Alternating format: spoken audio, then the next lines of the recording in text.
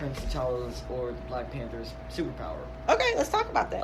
Technically, he doesn't actually have superpowers. All he really has is enhanced strength, speed, stamina, and his other senses are only really enhanced. But how did he get those? He got those from a heart-shaped herb that his people actually use because it supposedly helps them get in touch with their primal state. Mm-hmm.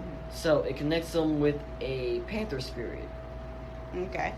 Okay, so let's talk about that. So the Black Panther is a ceremonial title given to the chief of the Panther tribe of the advanced African nation of Wakanda. And so the story is that a long time ago that this meteorite crash landed in Africa near the areas of Wakanda and its neighboring tribes. And from this meteorite, they were able to grow this herb shape. Is it an herb or a heart shape? Heart shaped herb. Okay, what he said.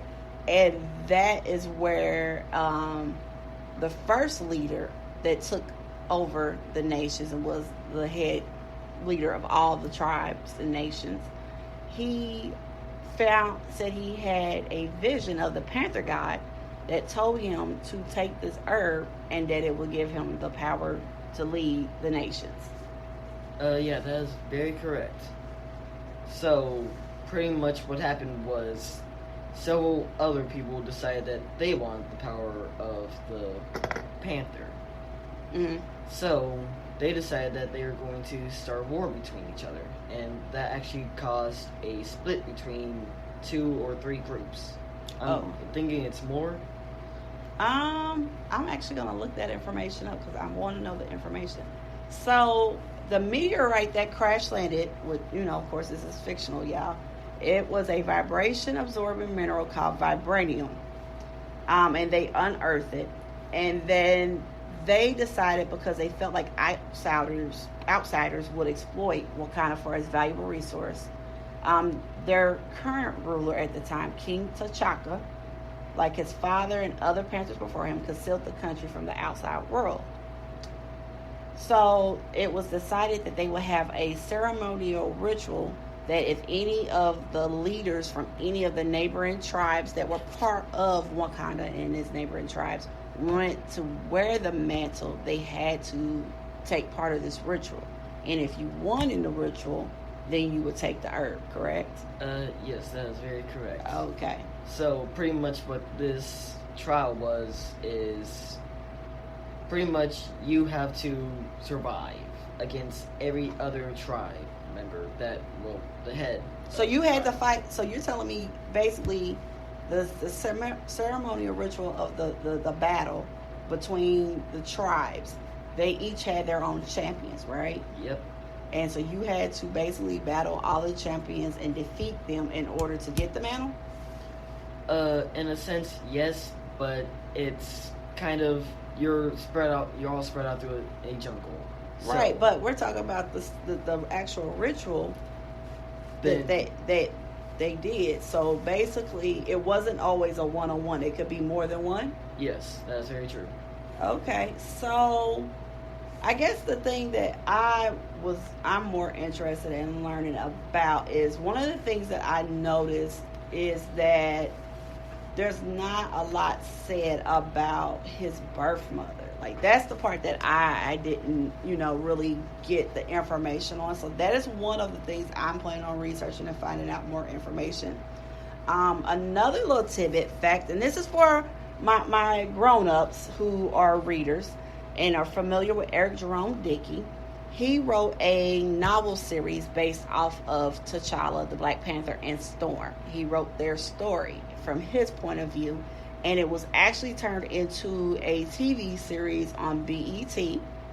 And in that particular series, they talk about some of their origins and them growing up and how they met.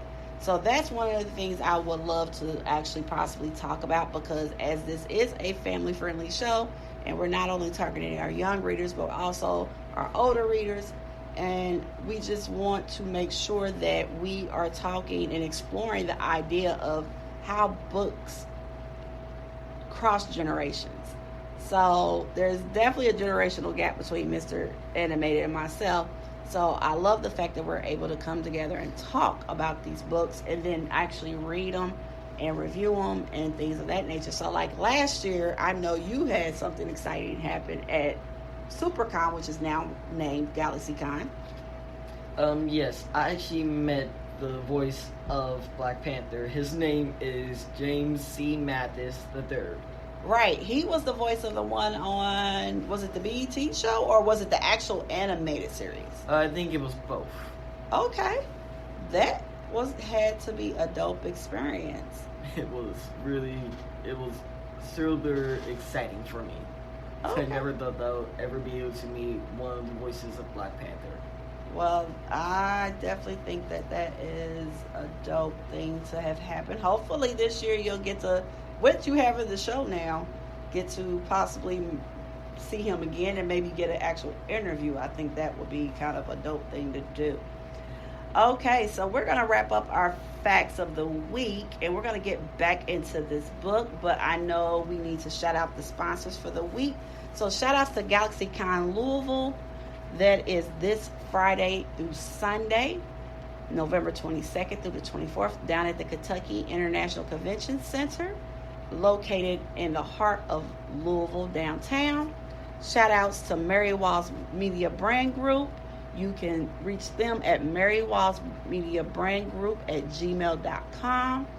They are a publishing and author resource.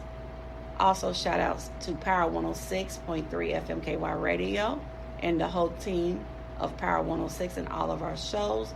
You can follow us at www.kyheartmedia.com, Power 106 FMKY Radio, and all streaming platforms, Instagram, Facebook, Twitter, YouTube, everywhere. And shout outs to Diamond Elite Design Customs. You can follow them at Diamond Elite Design Customs on Facebook and Instagram. So you ready to get back into this book? Yes, I am. All right, let's go. Are you okay, hun? She peered over the desk as Donovan T struggled to stand upright again, unable to make his lungs and mouth work at the same time. Donovan T waved his ticket frankly at a poster on the wall. Ah, the Wakanda exhibit. Downstairs, son. And hurry, they're starting any second now. After clearing security, Devontae staggered toward a set of stairs in the middle of the room and headed down 2 steps at a time. Security guards glared at him just in case he posed a danger. Skidding around a corner on the slick marble floor, Devontae saw a crowd gathering at the door of a gallery with a red ribbon blocking the entrance. At the back of the crowd, looking anxiously at her, stood his mom, who was in the process of pulling out her phone. She was tall and lean, with a long braid tied up in a halo around her head, and secured with a white headband that contrasted with a mahogany color on her skin. Devontae thought his mom was the most beautiful woman in the world.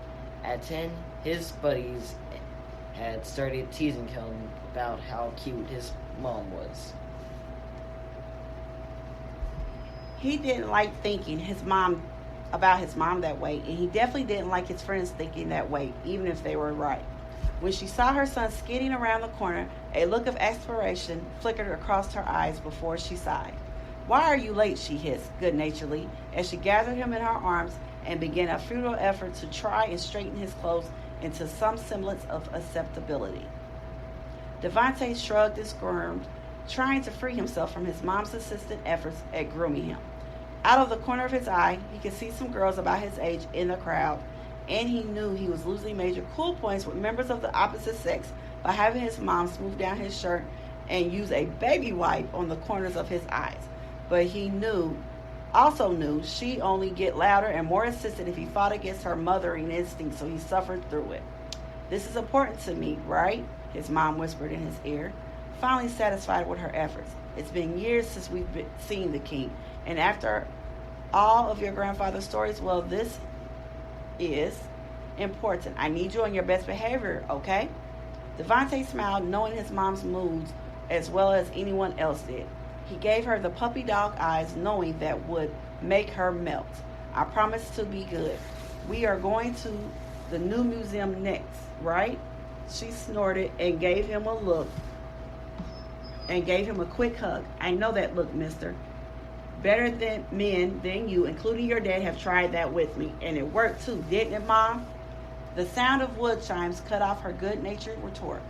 An elderly, gray-bearded docent shelved in, escorted by two of the most powerfully built women Devontae had ever seen.